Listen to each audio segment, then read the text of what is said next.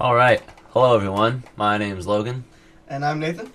and this is for our calculus project. We are questioning the volume of grapefruit. We're going to use the cross-sectional area and shells method to find the volume of grapefruit that we cut in half using a sword. Now, here's Nathan. First swing, first try. Rearing up. Swing's coming back. It's looking good. It's looking solid. Going in for the swing. And very Clean cut, right in half. Right in the Now, center.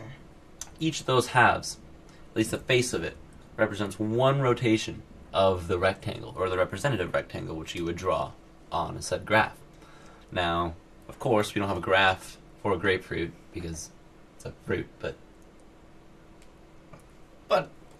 It's as close as you can come in real life without just drawing a graph. And Mhm. drawing a graph's pretty boring, so...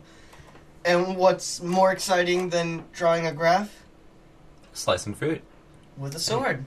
Can't get better than that. Trust me, I got to do it a lot of times. It was a lot of fun. Here he goes again. Here's a close-up. The different grapefruit. Still. Don't worry, Logan was not this close to me. He was further back. I valued everything on my body. I didn't really care that much, but I didn't want to get in trouble, so I asked him to move back. No, I'm just kidding. This is another Anyway. fairly close-up. This is after we had already cut one. The cut was a little high, so we decided to try again. Well, I decided to try again, and Logan agreed. The first one we did with the really nice halfway through, that was the best one as far as showing the representative rectangle, but these still serve a good purpose. God, that was brutal.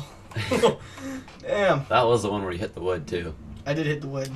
The blade was not happy with that, so. It's whatever. It's fine. Yep.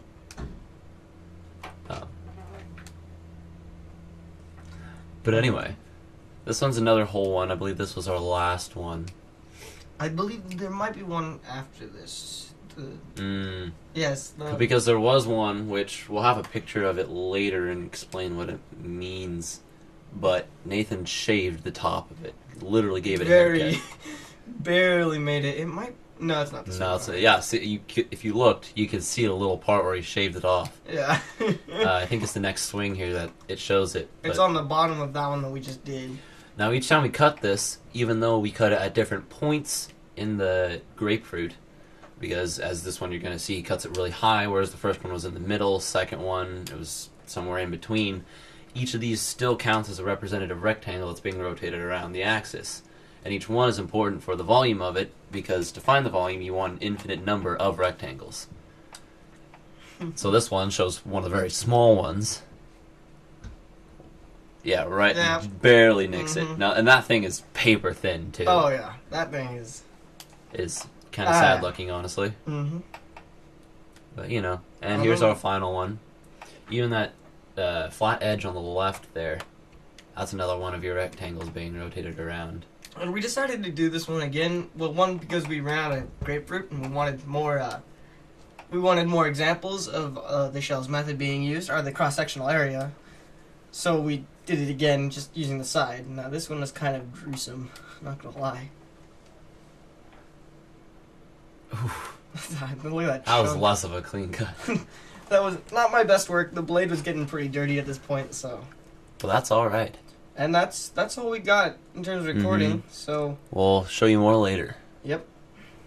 Alright, so here we have a close-up of one of the chunks of grapefruit, which Nathan so graciously sliced open. My pleasure. Now, the hole in the center there, in the center of that hole, is the axis of rotation that I was speaking about. That's the axis in which the graph will be rotated around. Now, if you see the little skinny lines separating the different sections of the grapefruit, that could be seen as a representative rectangle.